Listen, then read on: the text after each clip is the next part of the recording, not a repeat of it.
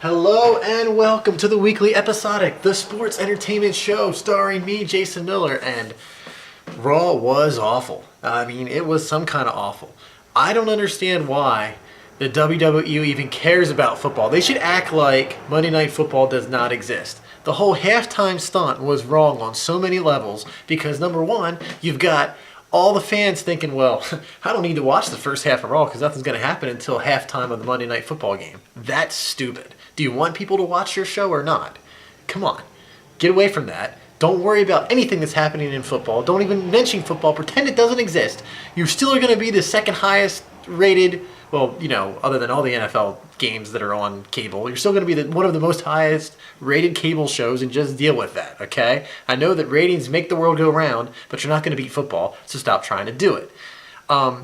And it's not just that, because you then put what should have ended your Raw, the Lesnar-Cena brawl, which instead of ending Raw is at the three-quarter part of Raw.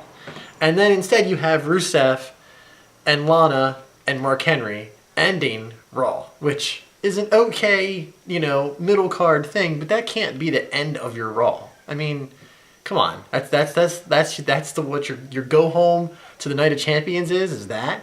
That's awful. And then you donate literally 9 or 10 minutes to Naomi and Cameron. Now, I just watched, well, not just, last week, watched the NXT TakeOver special, and it was phenomenal, just like I thought it was going to be.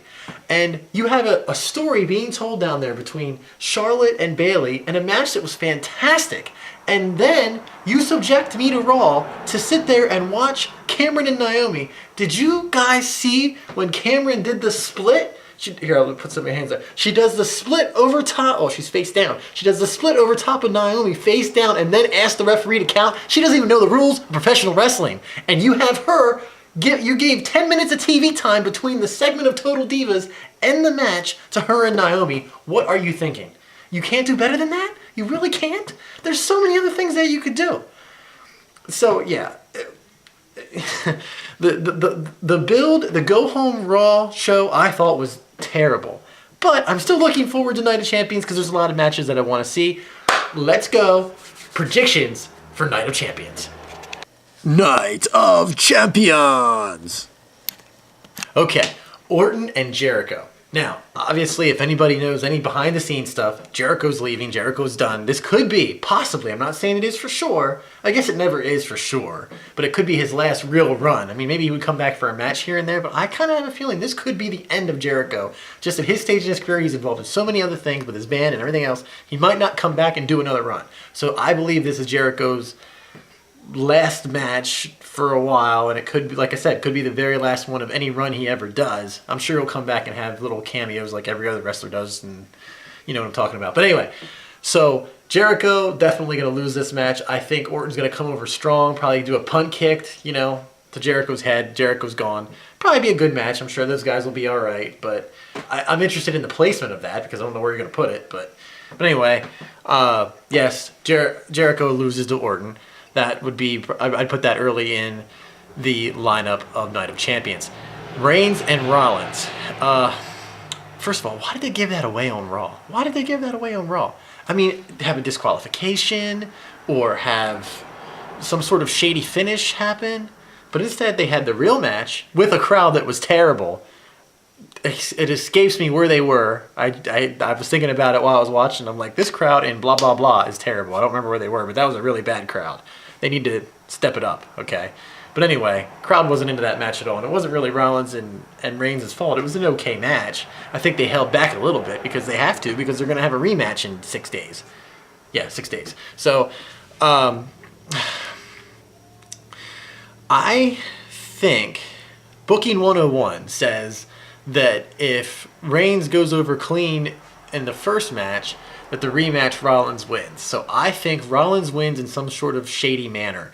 I do not believe that you see Ambrose there. And we'll talk about the rest of that later. So I don't think you're going to see Ambrose. I think Rollins wins in some sort of shady fashion, cheats somehow, and gets the win. Probably they'll have a Hell in a Cell match again. I think that, well, maybe not, because, well, we got Ambrose on the horizon. So maybe this is just a...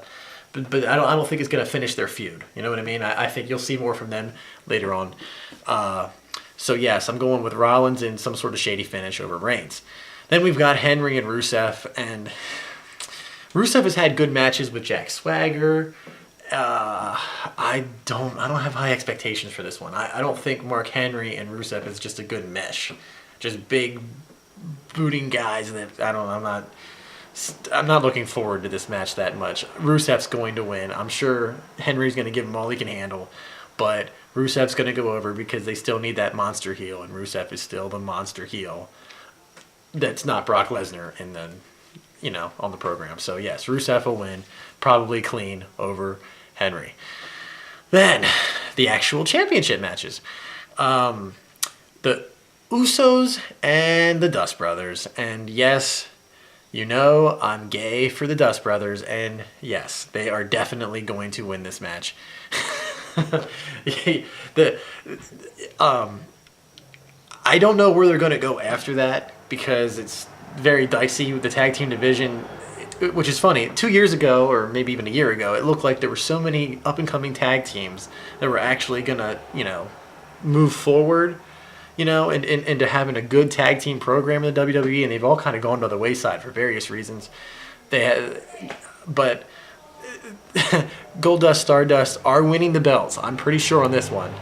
I don't know where they go after that, though. That's your guess is as good as mine. I think it should be a pretty good match, because it always is. Goldust, Stardust, new tag team champions. Ziggler and The Miz.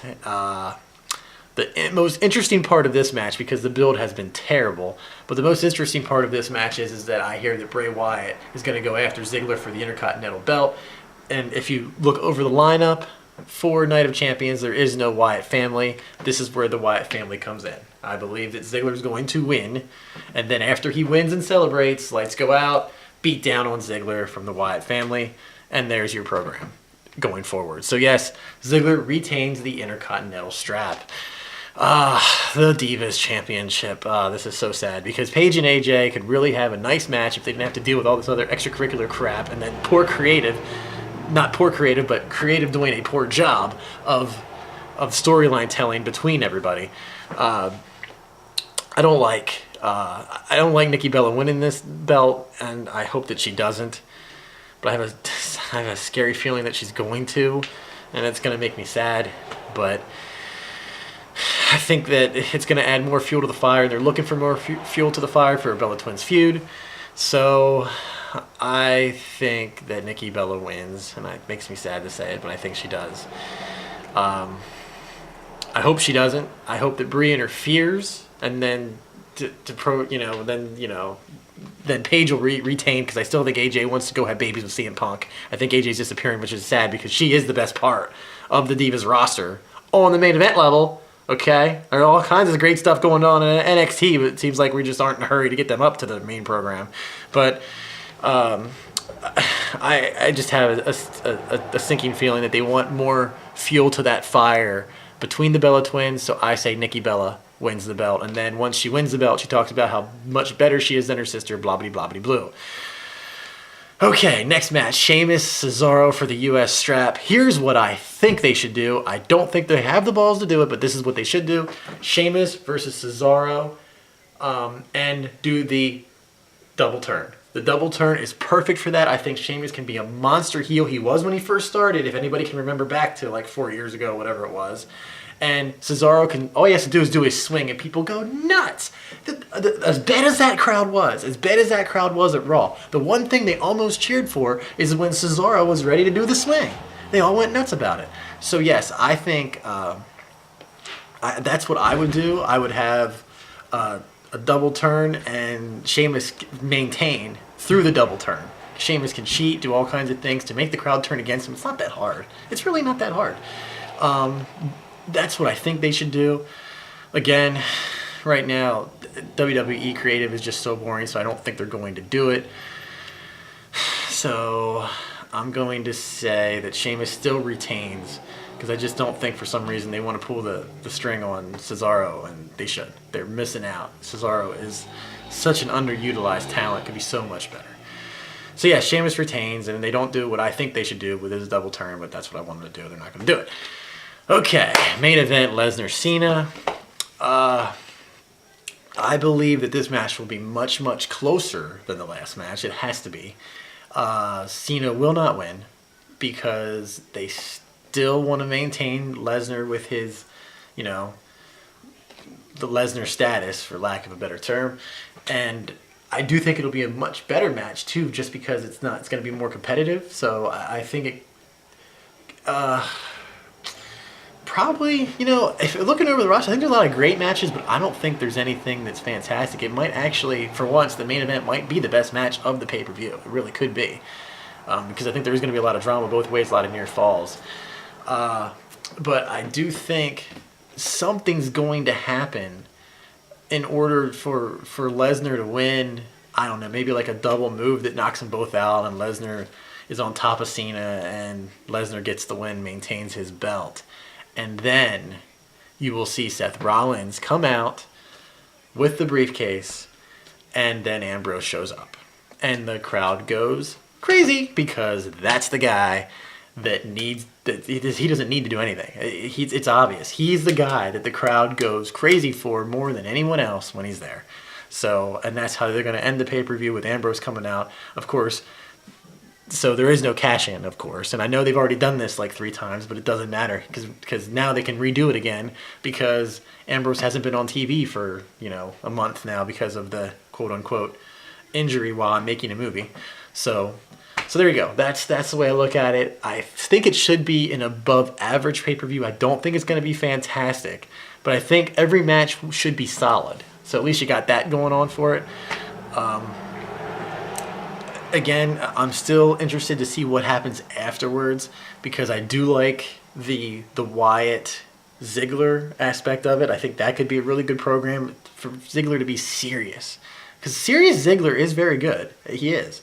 And I'm also, obviously, the Cena Lesnar thing is not going to be done. In case I guess I forgot to tell you that. Yes, Hell in the Cell needs Lesnar and Cena. It has to have it. So Hell in a Cell is going to have a Cena Lesnar 3 because this is going to be that's what they're going to call the cheap finish of like a suplex off the top rope and they both knock each other out. I don't know. Something along those lines. So honestly, if going through it though, I only have like one title change, right?